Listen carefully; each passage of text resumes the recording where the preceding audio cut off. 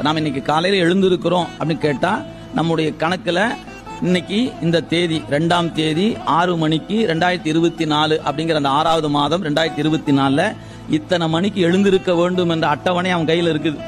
அதனால எழுந்திருக்கிறோம். ஒருவேளை எழுந்திருக்க கூடாதுன்னு இருந்து என்ன பண்ணிருப்போம், 6 மணிக்கு எழுந்திருக்க வேண்டிய நாம் எழுந்திருக்காமலே கிடப்போம். அப்புறம் நேரம் கூட கூட என்ன நடக்கும் என்பது எல்லாருக்கும் அறிந்த ஒன்று.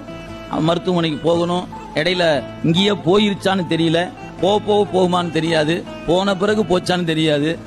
இப்படி ஒவ்வொன்றையும் நீங்க அணுகி பார்த்தீங்கன்னா எதன் மீது விருப்பும் இருக்காது, எதன் மீது வெறுப்பும் இருக்காதுங்க. திருவருள்னு போட்டு கடந்து ஓடிக்கிட்டே இருப்போம்.